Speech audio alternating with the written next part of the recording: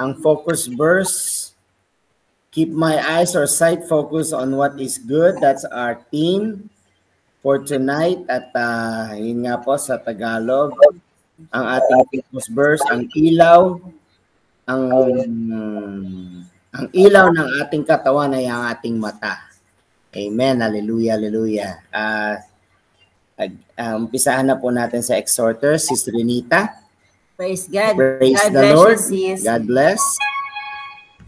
Praise the Lord.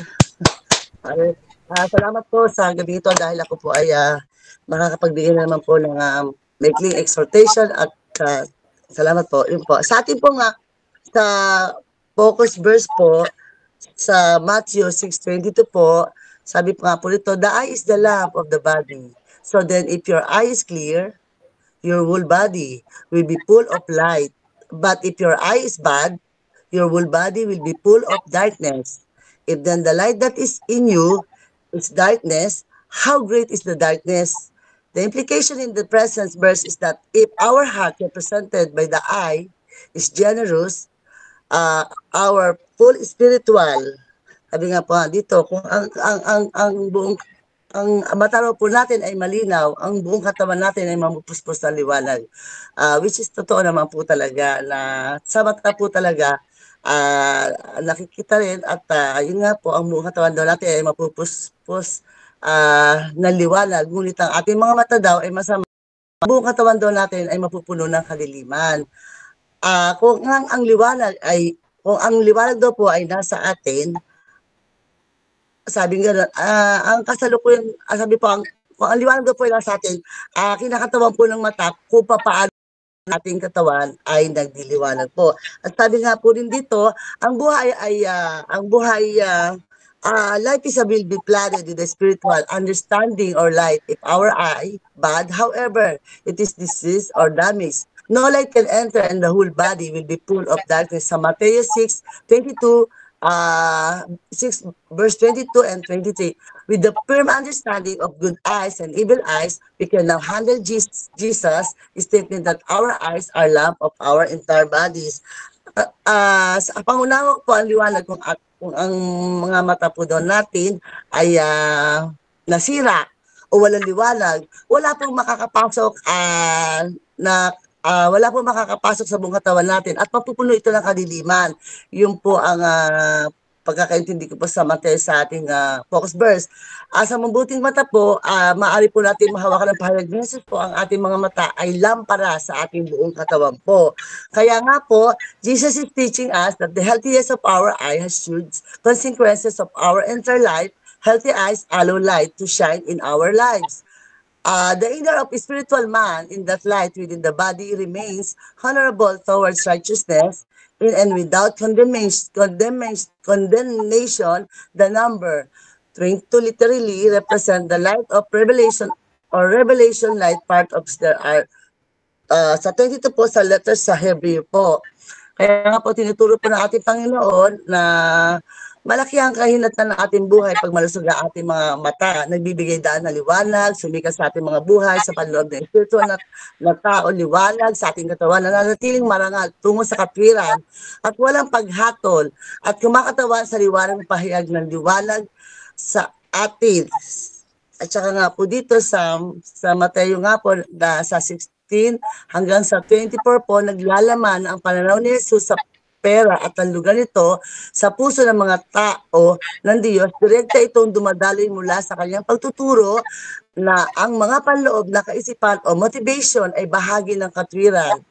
Ang Diyos at ang kanyang kalooban ang mahalaga, hindi ang opinyon ng ibang tao. Naglalayong turuan ng mga bata, bagamat ang material ng kayamanan ay tila malaki ang pagkakaroon. Magkakaroon ng kayamanan higit sa dakila.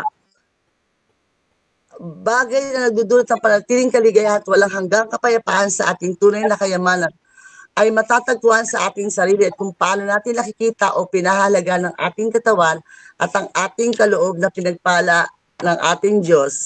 Sa pangunahing aral po sa Matthew 6:24 po. Kaya nga po rito,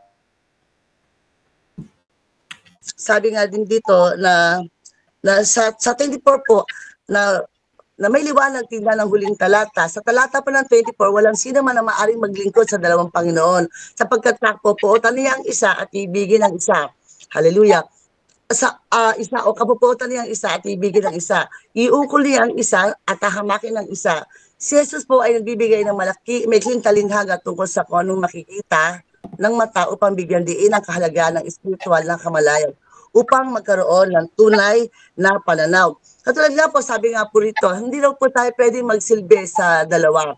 Halimbawa po, challenge po tayo ng Panginoon. Ang sabi po ng dito po, hindi tayo pwede maglingkod sa dalawa. Kumbaga po, lagi pong sinasabi sa aking sa preaching po na kailangan unahin natin ang lagi ang Panginoon. Katulad yan, pag meron po tayo, kunwari, let's say sa trabaho po, sorry po pero ito lang po ay gusto ko lang po i-deliver Halimbawa po sa trabaho po, talagang kailangan na kailangan tayo doon, pwede po ba natin siyang unahin ang trabaho o ang Panginoon? Kasi dito po pinapahayag po dito hindi daw po natin, kailangan po daw natin ibigin ang isa, hindi daw po pwedeng dalawa. Hindi nga po sinasabi na, kasi dapat po talaga unahin po natin, lalong-lalo na po sa araw ng gawain ng Panginoon.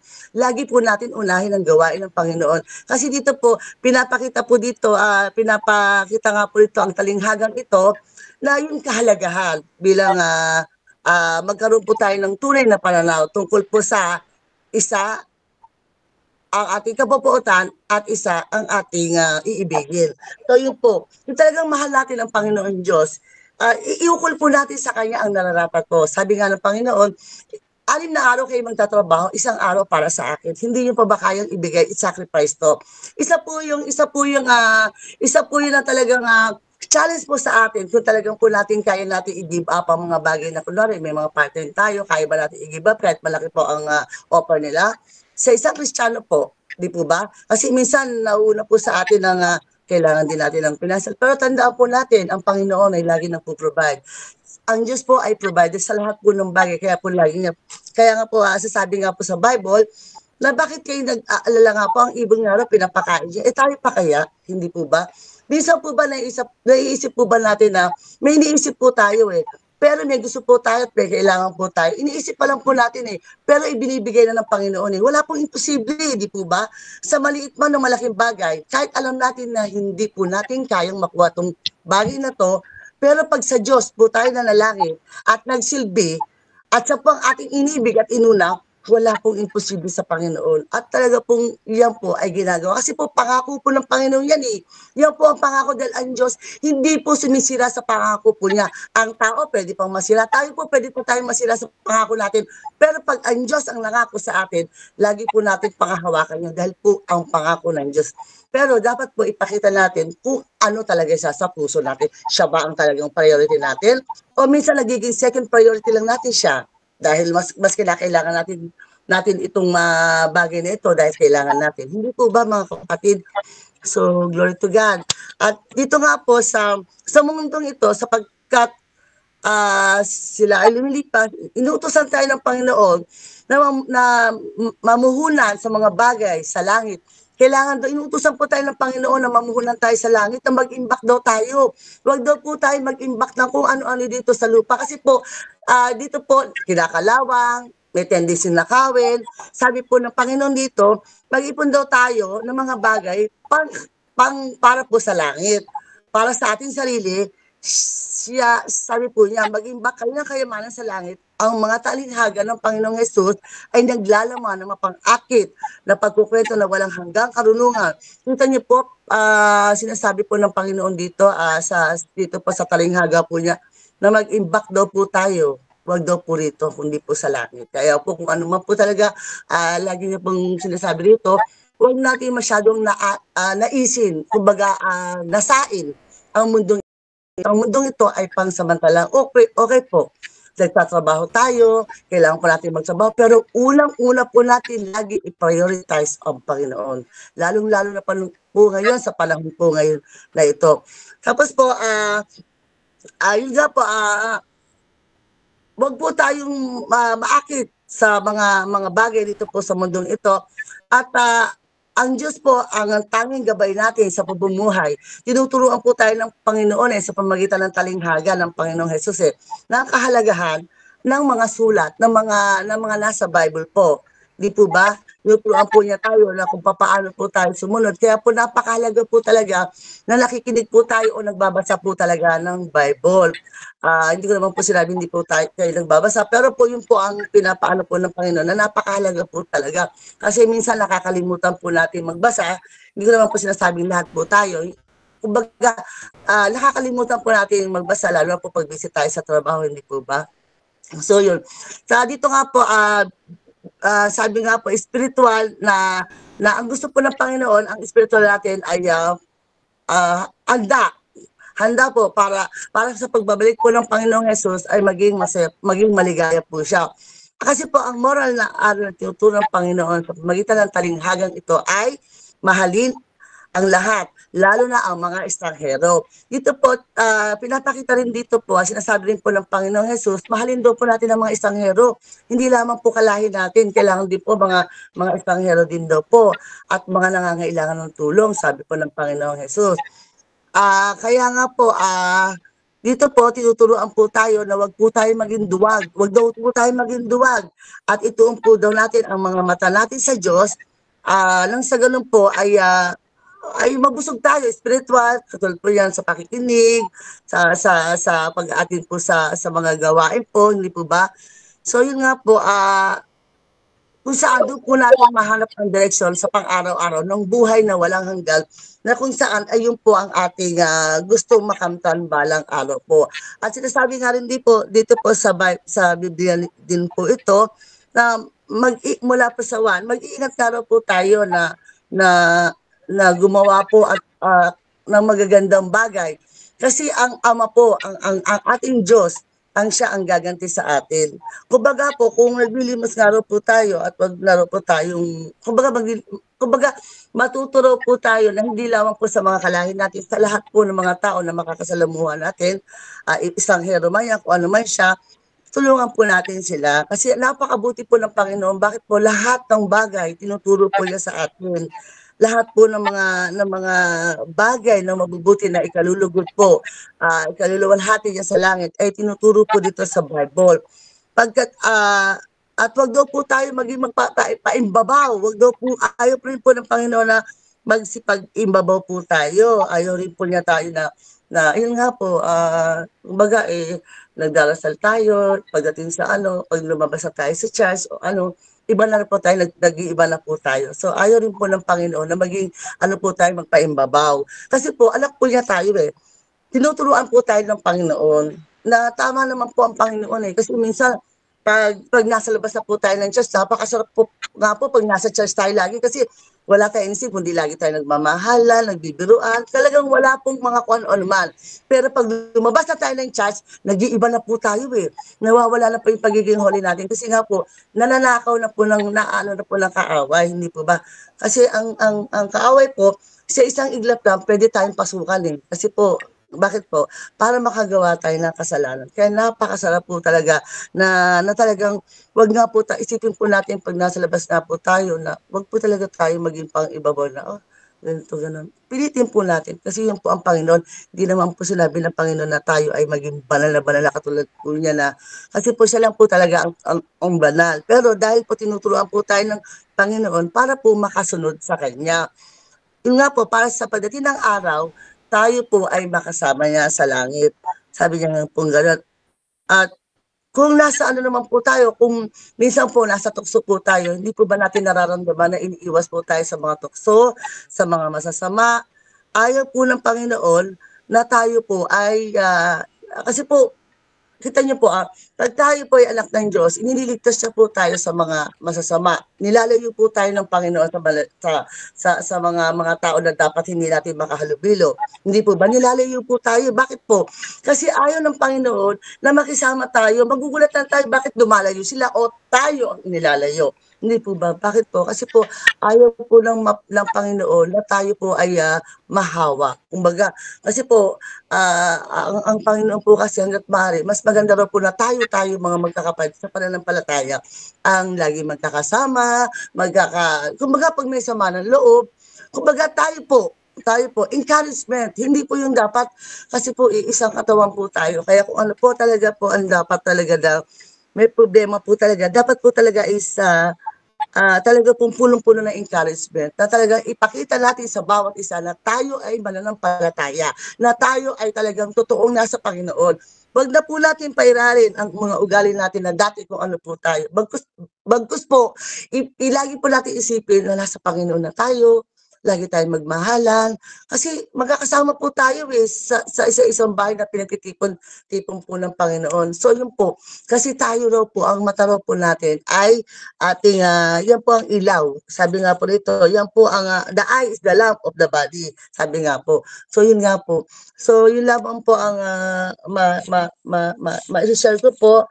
At ito nga po sa akin pong conclusion, lagi po natin isipin na ang mundong ito ay lumilipas, kaya nga po lagi natin isipin na ang Panginoon Diyos ay tinuturuan tayo na tayo ay lumakad sa matuwid po. So yun nga po, as ang Panginoon ay nagbigay ng talinghaga kung anong nakikita ng mata upang bigyan diin ang kahalagahan ng espiritual, ng kamalayan, upang magkaroon ng tunay na pananaw. Magkaroon daw po tayo ng tunay na pananaw. Kung ating mata ay mabuti, makikita natin ang katotohanan at kaluwalhatian ng kanyang kaharian. At tayo ay kikilos at ayon sa ating paningin at uunlad sa Diyos. Tayo pa ay uunlad, sabi nga po ng Panginoon Diyos. Kaya nga po, inaano rin po dito na tayo po ay magmahalan. Magmahalan po tayo bilang magkakapatid. Ipakita po natin sa bawat isa po na hindi lamang po tayo sa isang hero din po na mahalin po natin. Kasi po itong mata na po ito, pag nakikita po natin ang isang hero o kapatid natin na nangangailangan ng tulong, di pa po may mga taong ginagamit ng Diyos na tumutulong po, di po ba?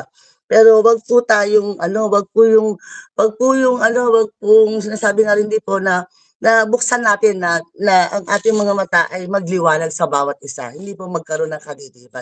Kasi po walang liwanag na makikita sa ating katawan kung ang ating mata ay punong-puno ng kadiliman. So ilan po na ang makikita natin ay puro ganyan, puro ganito, puro mga negative. Pangit po. Kasi po ang lumalabas po sa ating nakikita po sa ating katawan, magitan ng ay ang kadiliman po, hindi po ang kaliwanagan. So yun lamang po at to God all be the glory at nabigyan po ako ng pagkakataon na ma-share ko po ang Bible, ma-exhort ko po ang Bible verse na ito. So yun lang po, and to God all be the glory. Praise the Lord. Hallelujah. Praise the Lord.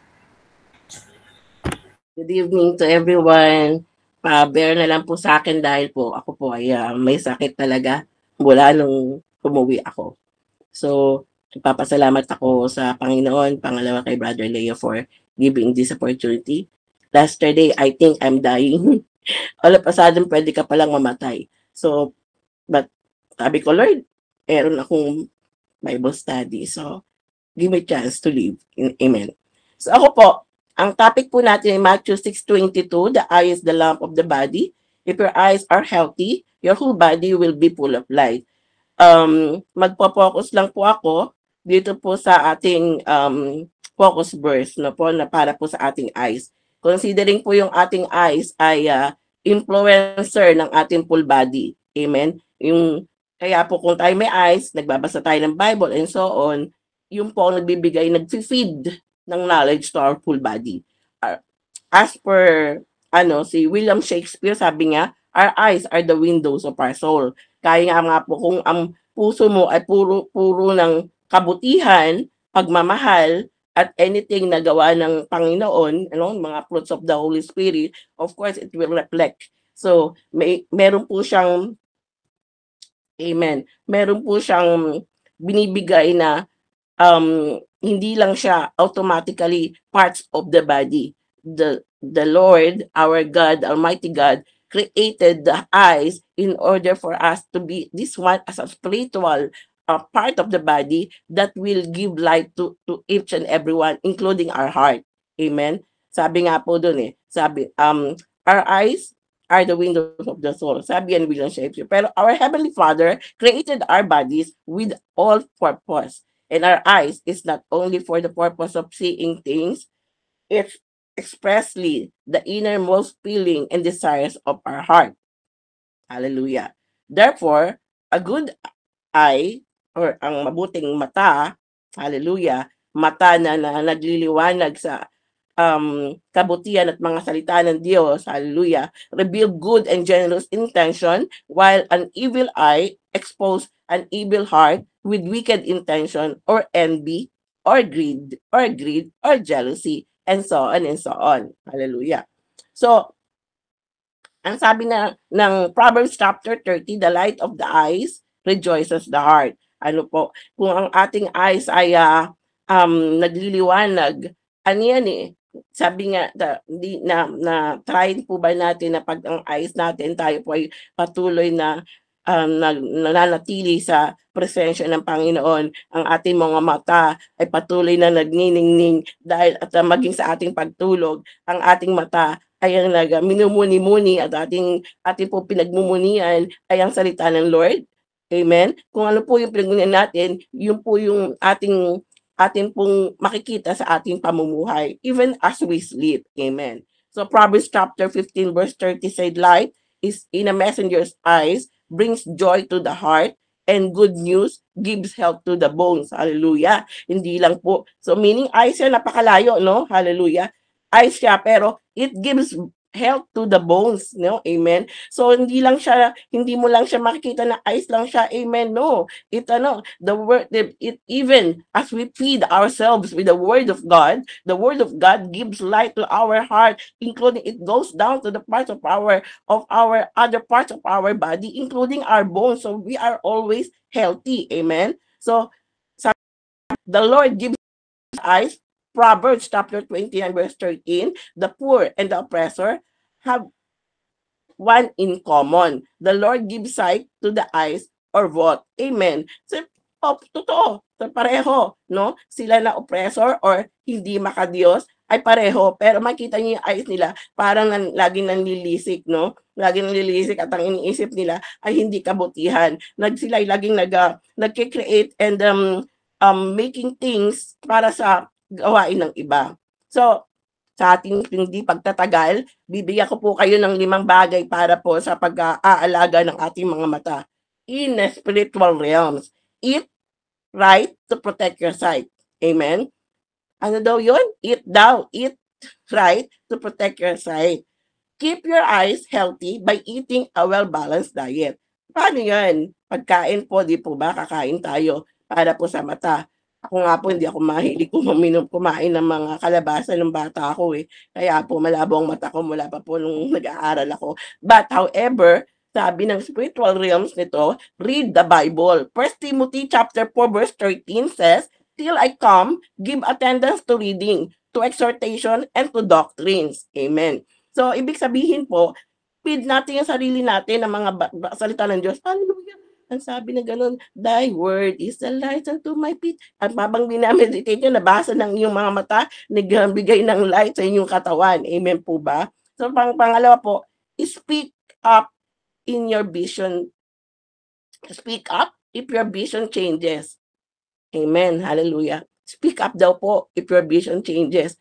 Ibig sabihin, yung pong pananampalataya natin, nagkakaroon ng problema, yung ating pong eyes hindi nakikita niya yung kabutihan ng ating pananampalataya, ng faith natin through through the works of what we are doing, through the faith in the Lord Jesus Christ. So, what we will going to do when your faith changes? Ask help from your brethren. Amen? So, kailangan po na protektahan natin. Amen? So 1 Thessalonians chapter 5 verse 14 says, now we exhort you, brethren, warm them that are unruly, comfort, and feeble-minded. Support the weak, be patient towards all men. So pagka ganun po, pwede po tayong, this word will give us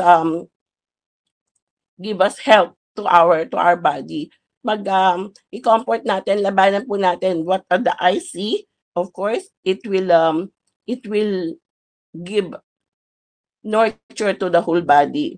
Pagka po nag-uumpisa na po na ang ating mga mata ay nagkakaroon na po ng problema, hindi na po nakikita yung kabutihan ng gawa ng Panginoon at nakikita na natin ang gawa ng kamunduhan, nag-uumpisa natin makita na ay masarap pala mas masarap ang hallelujah Friday mamamasyal ako, mas masarap nag-imbita sa akin, ipag-shopping ako or whatever.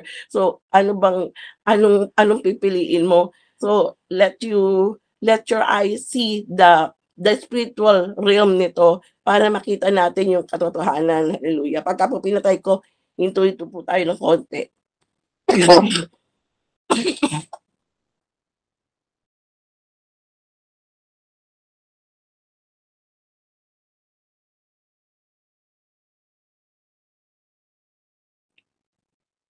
Sorry po. Sa pangatlo po, wear your glasses. Amen. Pagka po yung eyes natin ay medyo nalalabo, po, gumagamit po tayo ng salamin, di po ba? Katulad ko po, may salamin ako.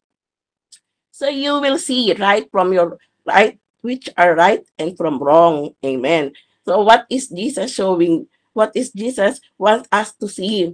Di po ba? Kung nalalabo yung mata natin, gamit tayo ng salamin, gamit tayo ng magnifying glass. Amen? So, para makita natin yung tamang kabutihan, ibig sabihin, tignan mong mabuti. Tignan mong mabuti kung ano yung magagawa ng kabutihan ng Diyos para sa iyo sa pansamantalang bagay ng mundo. Amen? So, hey, gumising ka, mamaya patay ka na, di mo alam ang buhay. Amen? So, work out your faith, and exercise your eyes. Do it on a proper thing. Amen. 1 Corinthians chapter 2 verse 14, sabi po ganon. But the natural man received not the things of the Spirit of God, for they are foolishness unto him. Neither can be known them because they are spiritually discerned. Amen. Hallelujah. So kasi nga, hindi niya sabing ganon 1 Corinthians chapter 2, hindi ma-discern if your spirit is medyo naka-bend, no? So make our path in a proper way. So we can see properly. Sa panahon na ang mga mata natin, hallelujah, nakakakita ng mga bagay, ay ang ganda, daming bagay na maganda para doon. Ay gumamit po tayo ng shades. Hallelujah. Gamitan mo tayo ng shades ang ating mga mata. Bakit? Aba, hindi natin makikiran, di ba bumabo ang paningin natin sa mga bagay na nag-i-entice sa atin. Amen? So para maging maayos ang ating pananampalataya so that our body will always be aligned to the word of God, and we will always have this healthy body, healthy organ, healthy heart by means of making ourselves properly in the word of God. Sabi pong ganun, as we protect our eyes, we will always have a proper way of using our eyes, which is pleasing to the will of God. 1 Corinthians chapter 6 verse 19 says, know ye not that your body is a temple of the Holy Spirit, which is in you, which you have of God, and you are not your own. Amen. So kasi po, yung body po natin, utang lang natin sa Panginoon yan eh. Kung yung eyes natin ginagamit natin sa hindi magandang bagay, hindi natin finifeed na magandang bagay, hindi tayo nagbabasa ng salita ng Diyos, hindi natin kinokorek yung mga mali, kasi influencer nga siya eh. Kung may influencer dyan sa labas, katulad niya ng Sister Jackie, and so on din sila Sister Zenny, may influencer dyan sa body natin. Ang ating mata ang nag-i-influence sa atin para gumawa ng mabuti sa masama. Pwede nating desisyonan ang sarili nating mata kung ano ang makakabuti para sa atin. So, we will always be righteous by using our eyes to the will of God. So, God is good. Amen. Yan lang po.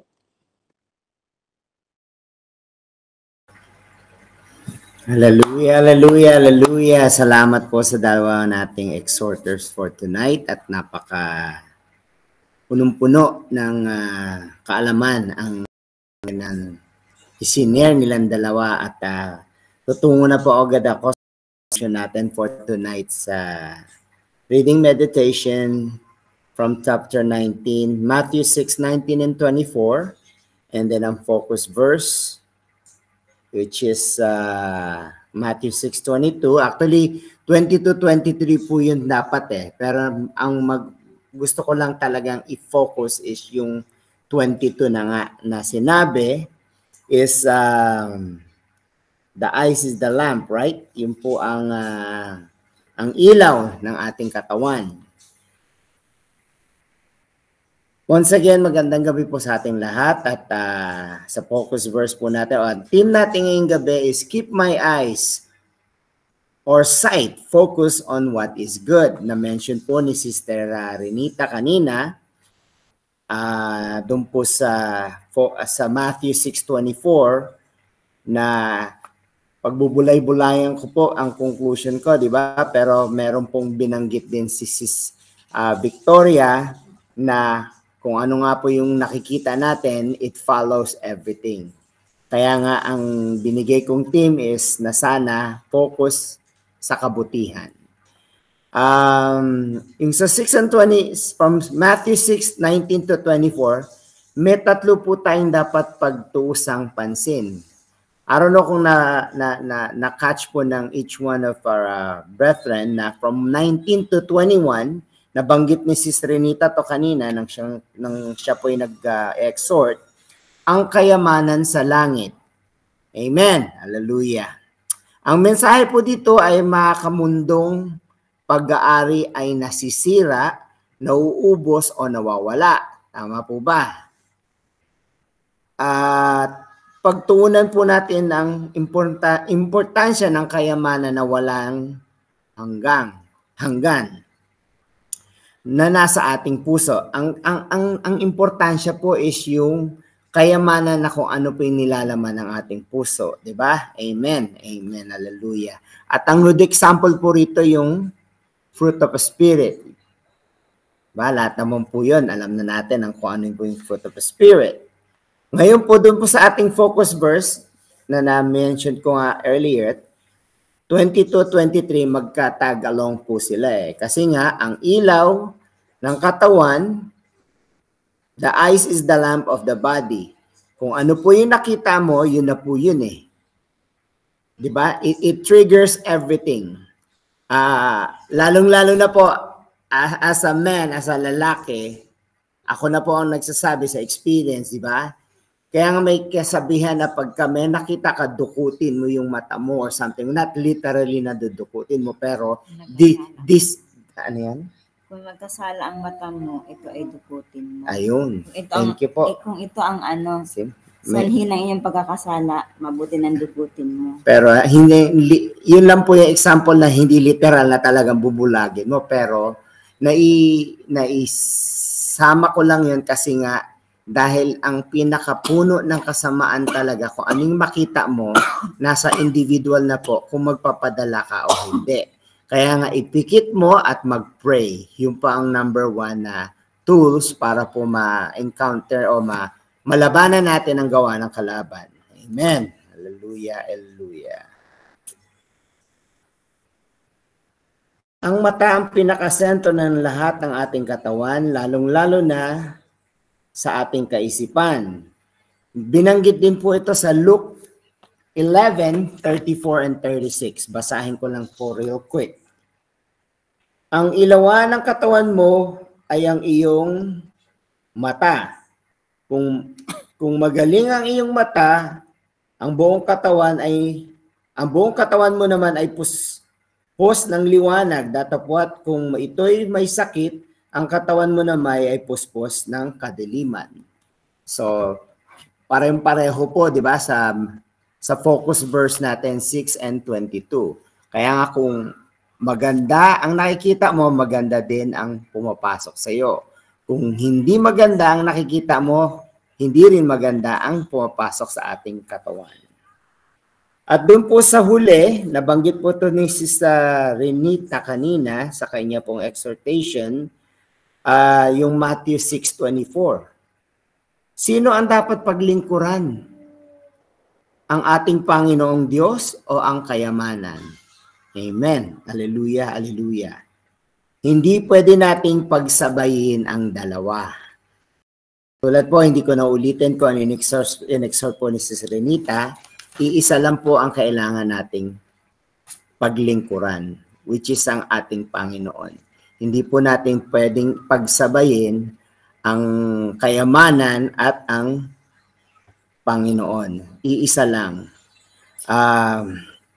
Once again, nabanggit din po ni Sis Victoria yung limang